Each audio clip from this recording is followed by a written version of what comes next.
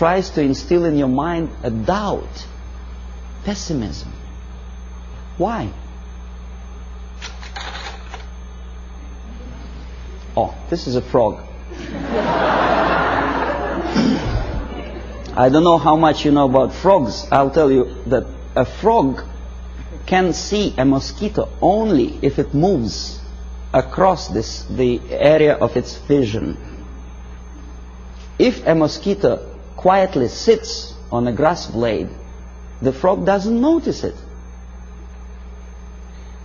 That's the attitude of American media. They do not notice problem unless it moves, and moves close to Hilton where they station.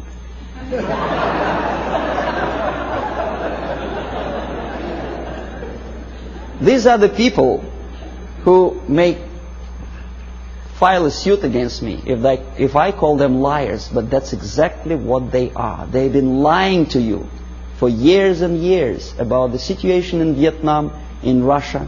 They were selling commercials, deodorizers and cars, and they sold you a rotten information, disinformation of what happens in the world. They have a vision of frog, but they look like semi-gods to you. And if I challenge their credibility, probably the people will call me a paranoid or a very nasty person. I may be a nasty person, but that's my opinion. I was a person who used to take these people for a ride when I was working for the Soviet side. Okay, if you don't believe me, here, one of the most conservative newspapers, in this particular case it's a Canadian newspaper, the Globe and Mail, editorial page. Nothing special, right? The malaise of liberal democracies. Saving Bhutto, former president of Pakistan, called priority. And then there is another article on the right here. U.S. out to dominate Pacific, Russians claim. Well, obviously somebody's opinion, right?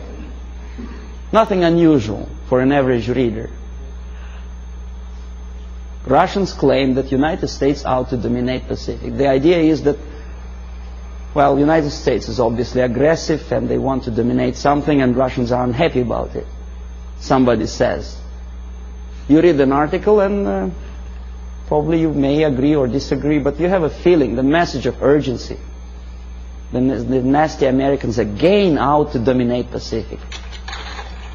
Now look who is the author. Alexander Malishkin, Novosti Press Agency. Not a word. Who is Malishkin and what is Novosti Press Agency? An average reader will accept this article as a legitimate, overt expression of an ordinary journalist. It is not an opinion. It's a fabrication by an extension of KGB. Novosti Press Agency is an organization for which I worked for 12 years. This is highest example of dishonesty and disinformation. Just one line more would explain to an average reader what is that he is reading. But alas, there is no explanation.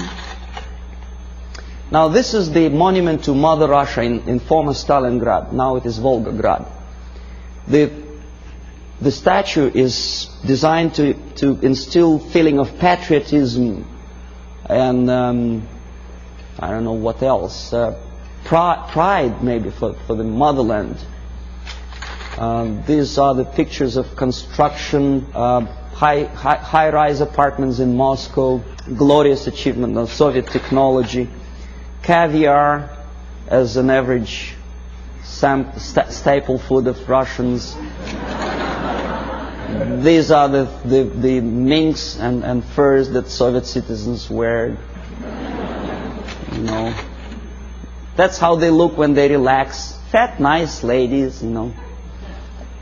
You think it's Soviet propaganda? No, comrades. This is also some fashions, latest fashions from Russia, right from Kremlin, for an average Soviet housewife.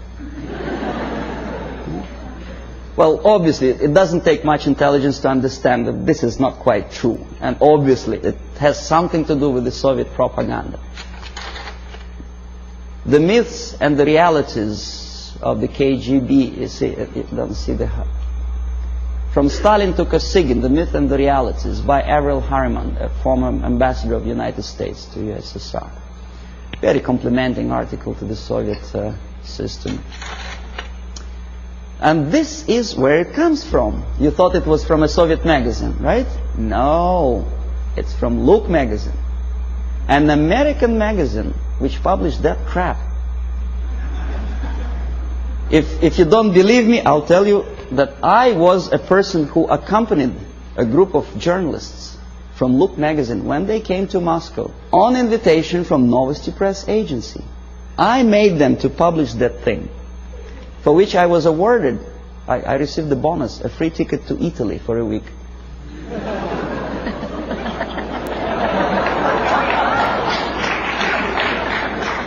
Now, this is look like sheer high-class idiocy, but unfortunately, this is exactly what happened. It didn't took me much effort to convince the Americans, to tell the American journalists from Look magazine, to bring back this magazine, to dedicate the whole issue to the glorious anniversary of Soviet Revolution. This is what you were reading in your American magazine. This is how an average American perceived the Soviet way of life. A happy Soviet citizens. This is what an average girl in Russia wears. This is what they eat and drink. This is how they build their apartment houses. And this is how they're fiercely patriotic. Amazing. Anyway, so I will explain you how it all happens. The last two pictures I will not comment. I want you simply to look close into these eyes.